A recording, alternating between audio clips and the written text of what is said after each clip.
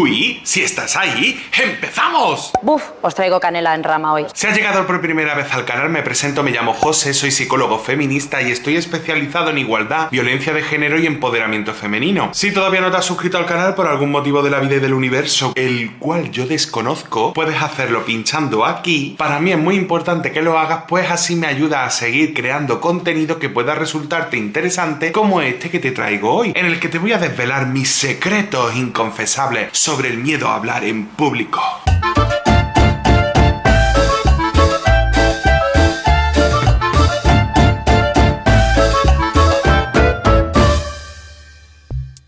Siempre me he considerado una persona tímida aunque la gente no lo crea. Y es que a veces se confunde el sentido del humor con la extroversión. Pero yo siempre me sentí un poquillo tímido, vergonzúo, cortaillo, fatiguitas que se dice en mi pueblo. Recuerdo lo mal que lo pasé el primer día que pisé la Universidad de Málaga. Fui a echar la matrícula y me dio una vergüenza horrible y a la conserjería pedí unas tijeras y pegamento para poner la foto en la ficha de la matrícula. Cuando terminé todos los trámites di una vueltecilla por allí, pero yo estaba que me caían hojas todas de sudores, del miedo y del calor, que era verano. Así que estaba deseandito de salir de allí. Todo me parecía muy de mayores y yo me veía muy pequeño. Y cuando fuimos al coche, no arrancaba, porque mi padre se había olvidado de apagar las luces y se gastó la batería. Así que tuve que ponerme a empujar el coche por todo el aparcamiento de la facultad. Tú imagínate, si antes me quería morir ya estaba tierra trágame. Por favor, qué vergüenza. Tiempo después había llegado el primer día de clase y nos había citado a todo el alumnado en un salón de actos para hacer como una presentación inaugural y luego ya irnos a nuestras clases correspondientes. Y del mismo modo estaba cagadito de miedo, no sé yo qué iba a pensar que me iba a pasar allí. Y me repetía una y otra vez los consejos que mi hermana me había dado, tipo, no te sientes al principio, no te sientes al final, siéntate por el medio, socialízate, no te quedes cortado, habla con la gente, pregúntale de dónde son, este tipo de cosas. Lo normal, vamos. La crisis de la mediana edad. Así que miré buscando un sitio nada más entrar por la puerta y vi que había uno muy cerquita de allí en el que había dos chicas que se ven que se conocían y estaban hablando, que me parecían bastante amables o simpáticas. Le pedí permiso para sentarme, me dijeron que sí y bajé el asiento pensando que se iba a quedar así, como los de mi instituto que estaban todos hechos polvo del año La Polca y que tú los bajabas y se quedaban abajo. Pues no. El asiento subió, pero yo no me di cuenta, así es que empecé como a deslizarme por el trasero del asiento. Caos, el pánico. Mientras las chicas me miraban y sonreían, mientras que yo me estaba descomponiendo y tenía esta cara de que no se note que me estoy cayendo. Y como pude me levanté para aparentar una caída que prácticamente me faltó acabar como los gimnastas rítmicos. ¡Chá!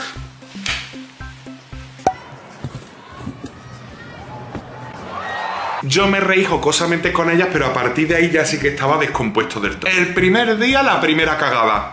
¿Por qué te cuento esto? Porque mucha gente que no me conoce lo suficiente o que ve mis vídeos piensa que soy súper seguro, súper extrovertido, pero no siempre fue así. Todo el mundo puede aprender y evolucionar y ese fue mi caso. Y para muestra, un botón. Abrí este canal en 2013, pero no subí el primer vídeo hasta 2016. Es que memoria de la vergüenza. Además, solo tenéis que ir y ver los primeros vídeos para notar que no tienen nada que ver con este José. Era un José enlatado que estaba cagado de miedo mientras que grababa estos vídeos. Y ahora pues ya tengo la confianza y me siento más natural ante la cámara. Y hará historia.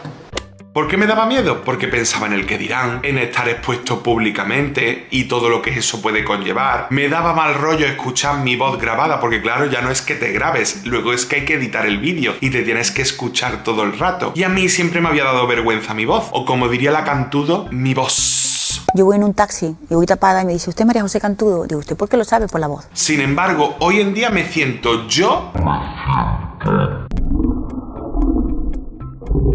Me siento yo al 100% cuando estoy grabando. Evolución, querida, evolución. ¡Qué ironía! Pero es que lo mismo me ocurrió hace 10 años cuando empecé a impartir talleres, grupos de terapia y conferencias. Me ponía atacadito.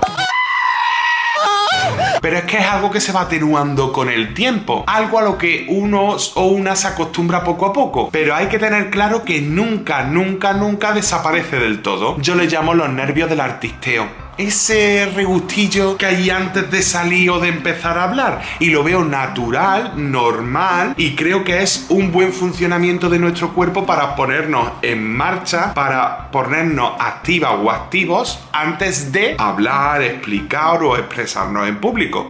Y esa activación, esos nervios del artisteo, duran básicamente 5 minutos. Esto es lo que alguna gente le llama el pico de la ansiedad. Es decir, antes de hablar o cuando empiezas a hablar, tu ansiedad empieza a subir, pero hay un pico que ocurre a los 5 minutos de empezar a hablar, en el que a partir de ahí empieza a bajar. Y esa es la tranquilidad que tienes que tener cuando empieces a hablar en público. ¿Qué hacemos según tú? Hoy en día sigo sintiendo esos 5 minutos o ese pico de la ansiedad, pero no me obsesiono con él. No lo pienso porque he aprendido que se irá, que bajará. Y sobre todo he aprendido que es normal que aparezca, porque es mi cuerpo preparándose para algo que yo considero importante.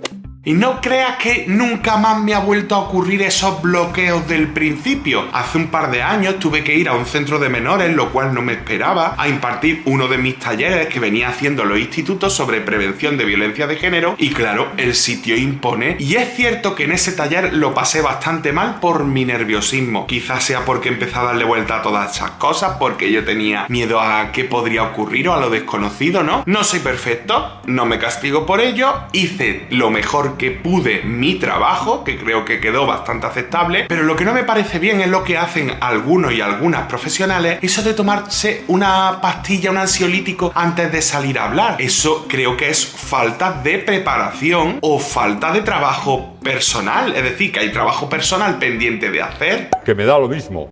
¿Y qué trabajo es ese? Pues primero y fundamental, el autoconocimiento. Saber cómo somos, cómo funcionamos en determinadas situaciones, cómo nos sentimos, qué puntos fuertes tenemos, qué cosas nos ayudan, qué cosas se nos dan bien. En definitiva, saber con qué herramientas cuento para tener mayor seguridad en ciertas situaciones como estas que te he ido contando. Y dentro de esta parcela, y no menos importante, también estaría la cuestión de la autoestima. Es decir, que la valoración que tengamos de nosotras mismas o de nosotros mismos va a influir en lo capaces que nos sintamos de hacer eso, de hablar en público. Así que vendría bien tenerla en condiciones, y también en este mismo apartado del autoconocimiento podríamos meter la inteligencia emocional. Sería desarrollar esa capacidad que me ayuda a entender mis emociones, a darme cuenta de ellas, a sentirlas, a percibirlas también en las otras personas y a modificarlas y controlarlas. Menudo fascículos, guapa. Sobre estos 3 bloques dentro del primer punto, que sería el autoconocimiento, te dejo vídeo abajo en la cajita de información para que luego, cuando termines este vídeo, puedas ampliar un poquito más la información y saber por dónde van los tiros o a qué me refiero. Pero como te decía, con el tiempo y con la experiencia fui sintiéndome más seguro y mejor comunicador. Me sentía con más confianza en mí mismo a medida que me conocía más, que me ocupaba de mí y a medida que gestionaba mejor mis emociones. Normalmente todo el mundo piensa que lo único o lo más importante a la hora de hablar en público es conocer un tema o dominarlo a la perfección. Obviamente tener un conocimiento importante sobre aquello de lo que voy a hablar es un plus, pero no es lo único. Yo puedo dominar a la perfección un tema o un apartado de la historia, por ejemplo, que si me bloqueo no te lo voy a contar como yo esperaba contártelo, me voy a dejar cosas en el tintero o me voy a trabar y me voy a bloquear, me voy a poner nervioso y al final no voy a transmitir lo que quería transmitir con esa explicación. Es como un autosabotaje. No, claro, pues a buenas horas. Hace unos meses asistí a un congreso en Sevilla donde me di cuenta de que una de las ponentes tenía un claro problema a la hora de relacionarse. Al principio pensaba que era una alumna porque estaba sentada entre el público y estaba continuamente inquieta mirando para todos lados como el alerta y no quería sentarse al lado de nadie. Si alguien se sentaba cerca se agobiaba, se levantaba y se cambiaba de sitio. Se notaba que lo pasaba fatal cuando alguien se acercaba a saludarla. Incluso hicimos un ejercicio en el que había que ponerse en círculo y cogerse de las manos y ella se salió. No sé si sería fobia social o algo similar porque no hablé nada con ella. La cuestión es que tenía miedo continuamente y cuando le tocó exponer no podía mirar a la cara a nadie. Si alguien le preguntaba algo o ella misma conectaba con la mirada de alguien, se ponía nerviosa y tartamudeaba, aunque se notaba que era toda una erudita en el tema en que nos estaba contando, pero su miedo la perjudicaba totalmente. Ya sabes que yo no soy muy amigo de las etiquetas, pero me parecía curioso nombrar que el miedo a hablar en público se conoce como glosofobia. El término viene de glosa, que en griego significa lengua, comunicarse, y phobos, que significa pánico o miedo. ¡Pum! Gracias. La glosofobia, como cualquier otra fobia, está definida como un miedo irracional a, en este caso, a hablar en público. Decimos miedo irracional porque no hay un motivo real por el cual ese miedo tenga razón de ser. Te pongo un ejemplo. Un miedo irracional sería: si hablo en público me voy a morir. Literalmente. No, eso no ocurre. Pero sí es cierto que existen otros miedos que nos bloquean o nos sabotean, como el miedo a hacer el ridículo, el miedo a equivocarse, el miedo a no gustar, el miedo al rechazo, etc. Claro, viéndolo así, parece que hablamos de algo grave. Y puede que en algunas personas así sea, pero no en la mayoría. Pero influye mucho la historia vital de la persona, su carácter y sobre todo su autoestima. ¿Veis que no me canso de deciros lo importante que es la autoestima para una persona y para cualquier aspecto de su vida? Pim pam, pim pam, pim pam. En el próximo vídeo os traeré pautas, técnicas y trucos para superar el miedo a hablar en público. De momento, como te he dicho, te dejo unos enlaces en la cajita de información para que amplíes la información que te comentaba en este vídeo introductorio. ¿Te atreverías a compartir en comentarios alguna situación vergonzuda como las que te conté yo? Te leo en comentarios. Y no olvides darle a me gusta si te ha gustado este vídeo y compartirlo para que todo el mundo sepa mis secretos inconfesables ya confesados. ¡Chao! Me pareció espectacular y cortito.